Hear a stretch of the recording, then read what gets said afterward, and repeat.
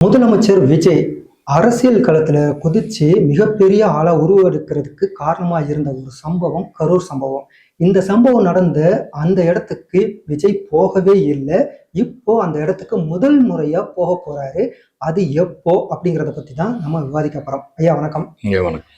முதலமைச்சர் விஜய் இப்போ கரூருக்கு போக போறாரு அப்படிங்கிற ஒரு தகவல் வெளியே வந்திருக்கு. அதுவும் பாதிக்கப்பட்ட உயிரிழந்த அந்த நபர்களுடைய குடும்பங்களை சந்திக்க போறாரு அப்படிங்கிற ஒரு தகவல் வெளியே வந்திருக்கு. அதாவது எப்பயுமே ஒரு சம்பவம் மிகப்பெரிய சம்பவம். அது கரூர் சம்பவத்தை பொறுத்த மட்டும் 41 பேர் குழந்தையிலிருந்து பெரியவங்க வரைக்கும் இறந்த ஒரு வாழ்க்கையில், அதாவது எந்த காலத்திலும் மறக்க முடியாத ஒரு சம்பவம். அதாவது ஒரு கட்சி தலைவரை பார்க்க போய், ஒரு நடிகரை பார்க்க போய் இவ்வளவு பேர் உயிரிழந்த சம்பவம் இந்தியாவிலே உலகத்திலேயே தான் முதல் முறைன்னு சம்பவம். அதாவது போன வருஷம் தான் நடந்துச்சு, அக்டோபர் மாதம் கடைசியில் நடந்த மிக பரிதாபகரமான ஒரு சம்பவம். இதை யாராலையும் ஜீரணிக்க முடியாது. அந்த சம்பவம் நடந்தனையுமே அங்கேருந்து விட்டா போதும் ஓடி திருச்சி ஏர்போர்ட்டுக்கு வேகமாக அங்கேருந்து ஃப்ளைட்டை பிடிச்சி நைட்டு 12 மணிக்கு வீட்டுக்கு வந்துட்டார் விஜய். என்ன அதுக்கப்புறம் என்ன பண்ணாங்க, 16 நாள் துக்கம், நாங்கள் எதுவுமே பேச மாட்டோம்னு சொல்லிட்டு அமைதியாக இருந்தாங்க. அதுக்கப்புறம் என்ன பண்ணாரு, ஒரு வீடியோ, அவரே ஒரு வீடியோ வெளியிட்டார், விளக்கம் சொல்லி ஒரு வீடியோ வெளியிட்டார். அப்போ அந்த வீடியோவில் பார்த்தீங்க அப்படின்னா இந்த சம்பவத்துக்கு எங்களுக்கு சம்பந்தமே இல்லை அப்படின்ற மாதிரி ஒரு வீடியோ. அதே மாதிரி அப்போ இருந்த திமுக கவர்மெண்ட்டை நீங்கள் என்னைய வேணால் எதுனாலும் பண்ணுங்க, என்னுடைய தொண்டர்களோ என்னுடைய நிர்வாகிகளோ நீங்கள் எதுவுமே பண்ணக்கூடாது, நான் இங்கே தான் இருப்பேன், இல்லாட்டி எங்கள் பனையூரில் இருப்பேன், இல்லாட்டி நீலங்கரில் இருப்பேன் அப்படின்னு ஒரு பயங்கரமான ஒரு சினிமா டயலாக பேசி வச்சிட்டாரு. ஏன்னா அதுக்கப்புறம் 30 நாட்களுக்கு அப்புறம் இந்த சம்பவத்தை அவங்க பெருசாக எடுத்துக்கல. 30 நாள் கழிச்சு தான் அவங்க வழக்கமான அரசியலுக்கு வர்றாங்க. இது சம்பவம் நடந்துச்சு. இன்னொன்று, பாதிக்கப்பட்ட குடும்பங்களை அந்த கட்சி நேரடியாக போய் அவங்கள போய் சந்திச்சு அவங்களுக்கான நிதி உதவி 20 லட்ச ரூபா நம்ம அனௌன்ஸ் பண்ணாங்க. அதை நேரடியாக கொடுக்காம, நேரடியாக கொடுத்து, அதாவது அவங்க அக்கௌண்ட்ல போட்டாங்க. ஆனால் பாதிக்கப்பட்டவங்களுக்கு ஆறுதல் சொல்றேன்ற பேர்ல அவங்களுக்கு இங்கே வரவழைச்சு உலகத்திலே பாதிக்கப்பட்டவங்கன்னா நம்ம வீட்டுக்கு கூப்பிட்டு அவன்கிட்ட துக்கம் விசாரிச்சதுன்றது அதுவும் இவங்க சாதனை படிச்சாங்க. அதில் அதை தாண்டி தேர்தல் பிரச்சாரத்தின் போது கூட பக்கத்து மாவட்டத்துக்குலாம் போனார் விஜய், கரூர் மாவட்டத்துக்கு போல. ஆமா, கரூர் மாவட்டத்துக்கு போல. அதுக்கு யார் மேல பழி சொன்னாங்க அப்படின்னா, அங்க இருந்த அமைச்சர் செந்தில் பாலாஜி, அப்ப அவர் எம்எல்ஏவா தான் இருந்தாரு, அமைச்சர் பதவி இல்லை. அவர் மேல அவரு தான் இந்த சம்பவத்துக்கு காரணம். அவர் குண்டர்கள்லாம் கூட்டத்தில் விட்டாரு, அவங்க நெரிசல் பண்ணிட்டாங்க, அதனாலதான் சம்பவம் நடந்துச்சு அப்படின்ற மாதிரி சொன்னாங்க. அந்த கேஸ் இப்போதைக்கு சிபிஐல பெண்டிங்ல இருக்கு. இன்னும் அது அடுத்த கட்டத்துக்கு போகவே இல்லை. 2 தடவை விசாரணை கூப்பிட்டாங்க எலெக்ஷன் முன்னாடி, அதோட சரி. அதுக்குள்ள அவர் எலெக்ஷன் முடிஞ்சு முதல்வர் ஆயிட்டாரு. இப்போ பார்த்தீங்கன்னா திடீர்னு அவருக்கு ஞானோதயம் வந்துச்சு. முதல்வர் ஆனாலுமே ஐயோ நமக்காக 40 பேர் செத்துருக்காங்களே, அவங்கள போய் நம்ம நேரடியாக பார்ப்போம் அப்படின்ட்டு. இது ஒரு அரசியல் ஸ்டண்ட்டு. அதாவது 41 பேர் இறந்தனையுமே நீ என்ன பண்ணிடணும், ஒரு கட்சி தலைவராக என்ன பண்ணிடணும், சம்பவ இடத்துல இருந்து நீங்கள் பாதிக்கப்பட்டவனை கொண்டு போய் ஹாஸ்பிட்டல் சேர்க்கணும். காயமடைஞ்சவங்களை போய் நேரடியாக அங்கே விசிட் பண்ணி அவங்களுக்கு தேவையான உதவி எல்லாம் பண்ண வச்சிருந்தா நீங்கள் நல்ல மனிதருக்கு அழகு. அதுக்காக அதை தாண்டி தானே நீங்கள் கட்சி தலைவர். அந்த சம்பவம் நடந்தப்பயாவது போக முடியாத ஒரு சூழல், ஓகே. அதன் பிறகு நடந்த தேர்தல் பிரச்சாரத்துக்காக ஒவ்வொரு மாவட்டத்துக்கும் போனாரு, அப்போவாவது போயிருக்கலாம், சரி அப்பவும் போகலை. ஆட்சிக்கும் வந்தாச்சு, முன்னாடிதான் உங்களுக்கு சரியான பாதுகாப்பு வழங்கலை அப்படின்னு சொல்லி திமுக மீது 1000 குற்றச்சாட்டுகளை முன் வச்சாங்க.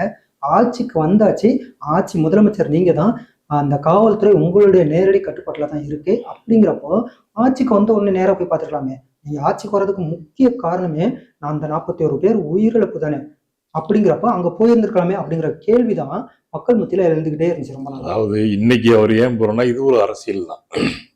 பை எலெக்ஷன் வரப்போதா, இன்னமும் நிறைய கரூர் எம்எல்ஏ ராஜினாமா பண்ணிட்டாரு. போன முறை அவ்வளவு 41 பேர் பொதுமக்கள் மத்தியில போய் ஒரு சிம்பத்தியை கிரியேட் பண்றதா அவருடைய பாணி. அதாவது இந்த மாதிரி பாருங்க, போய் தலைவரே போய் அவர் அன்னைக்கு போய் விடல, திமுக கவர்மெண்ட் முடக்கி வச்சிட்டாங்க, அவர் போக விடல. மொத்தத்துல விஜய் மேல கேஸே கிடையாது, அவர் மேல எஃப்ஐஆரே போடல. இப்போ எம்எல்ஏ, இந்த Karur MLA MR Vijayabaskar resign பண்ணாம இருந்திருந்தா இப்போ இங்க போற பிளான் கூட இருந்திருக்காதோ? இருக்கலாம் மேபி. ஏன்னா இப்போ இவங்க பண்ணக்கூடியது பக்காவா ஒரு சிம்பத்தியை கிரியேட் பண்றது. எலெக்ஷன் வரப்போது, இடைத்தேர்தல், அதுக்கு மக்களை தயார் பண்ணணும், தொண்டர்களை தயார் பண்ணணும். பழைய மாதிரி நான் அதாவது இப்போ வந்து முதல்வர் கிடையாது, உங்களுக்காக நான் இருக்கேன் அப்படின்ற தாவேகா தலைவராக தான் வந்திருக்கேன் அப்படின்னு வந்து அந்த மக்களை வந்து மூளை செலவு பண்ணக்கூடிய வேலையை தான் வந்து இப்போ வந்து விஜய் அவர்கள் பண்ணிட்டு இருக்காரு.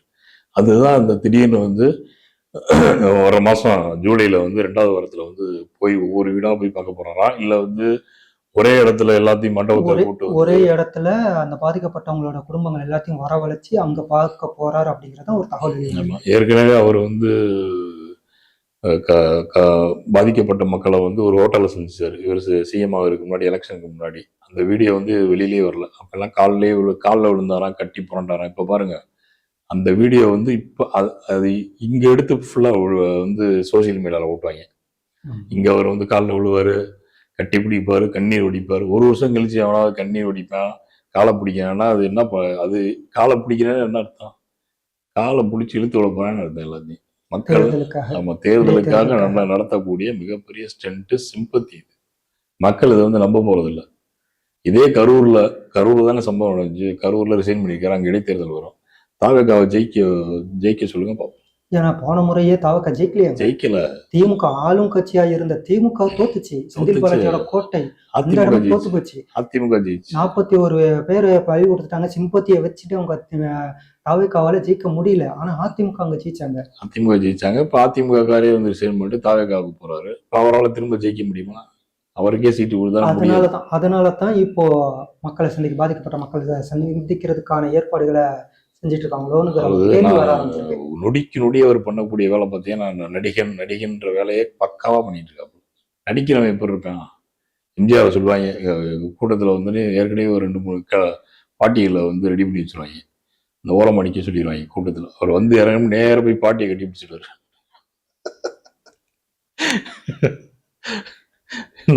அந்த பாடியை தான் இப்போ வந்து இவர் பண்ணிட்டு இருக்காரு. அப்படிங்கிறத நீங்க நேரடியா சொல்லாம இப்படி சொல்றீங்க. அவங்களுக்கு என்னங்க தெரியும்? நடிக்கத்தானாங்க தெரியும். அது மக்களுடைய உணர்வு. நீ வந்து உண்மைக்க மக்களுக்காக வந்து நீ என்ன போராட்டம் பண்ணி நீ வந்து இங்க வந்து இப்ப அரசியலுக்கு வந்த, இப்ப நீ முதல்வர் ஆகிக்க, எந்த அடிப்படையில நீ முதல்வர்? சினிமாக்காரன் அடிப்படையில தானே வந்திருக்க. சரி, அதாவது கரூர் சம்பவமாவது எலெக்ஷனுக்கு முன்னாடி வேற ஒரு ஆட்சியில நடந்த ஒரு சம்பவம். ஆனா இப்ப இவரோட ஆட்சியிலேயே அம்மோனியா வாயு கசிவுல 14 பேர் இறந்திருக்காரு. இதை பத்தி அவங்க யாருமே எதுவுமே பேசவே இல்லையே. அதை மடை மாத்துறதுக்கு தானே நாங்க வந்து கூலிங் கிளாஸை போட்டு ஊரு பூரா சுத்திட்டு இருக்கோம். எங்க பார்த்தாலுமே சினிமா ஷூட்டிங் தான் நடக்குது. அவர் கிளம்பியவர்ல இருந்து இங்க தலைமைச் செயலிருந்து பாத்தீங்கன்னா திடீர்னு கிளம்பி எங்கேயாவது கோயிலுக்கு போறேன், சர்ச்சுக்கு போறேன்னு கிளம்பி போறாப்புல. உடனே அது வந்து பயங்கரமா இது வந்து முதல் முறையா வந்து அவர் வந்து சர்ச்சுக்கு போறாருன்றாங்க. அப்புறம் திடீர்னு பார்த்தா இறங்கி பொதுமக்களை முதல் முறையா சந்திச்சான்றாங்க. என்னமோ இது வரைக்கும் இருந்த முதல்வர் பூரா யாருமே பொதுமக்களை வந்து சந்திச்சதே இல்லை. இவர் என்னமோ புதுசா சந்திக்க எல்லாமே இவங்களுக்கு முதல் முறை தான். சரின்னு மாரத்தான்ல ஒரு நாள் அது முதல் முறை தான். அதுக்குதான் ஒரு வீடியோ ஒன்று போட்டிருந்தாங்க. 3 கிலோமீட்டர் ஓடுறதுல இவருதான் முதலமைச்சர். அதுக்கு அப்படி சொல்லிட்டாங்க. அதாவது 3 கிலோமீட்டர் போட்டிக்கு இவர் தான் முதல் இப்படி எது பண்ணாலே முதல் முறைன்னு ஆகும்போது இதை வச்சுதான் அதை டைவர்ட் பண்ணிடுறாங்க. அவ்வளவுதான். மொத்தத்துல இந்த அரசு போன அரசுக்கு இதுக்கும் எந்த விதமான மாற்றமும் இல்லாம அதை அப்படியே காப்பி பண்ற அரசா தான் இந்த அரசு. டைவர்ஷன். திமுக தலைவர் ஸ்டாலின் நீங்க சொன்ன மாதிரி இது டைவர்ஷன் ஆச்சு. எந்த ஒரு பிரச்சனையும் டேக் டைவர்ஷன் தான். நீ இதை கேட்டேன்னா அதுக்கு போயிடுவாங்க, அதை கேட்டேன்னா இதுக்கு வந்துடுவாங்க. பார்க்கலாம். கரூர்ல பாதிக்கப்பட்ட மக்களை முதலமைச்சர் விஜய் சந்திக்க போறாரு. அப்போ எந்த மாதிரியான மக்களோட மனநிலை எப்படி இருக்கு அப்படிங்கிறத பொறுத்திருந்து அந்த சம்பவம் நடக்கும்போது அதை பற்றி விரிவாக ஆலோசனை ஆராயலாம். நன்றி ஐயா. நன்றி.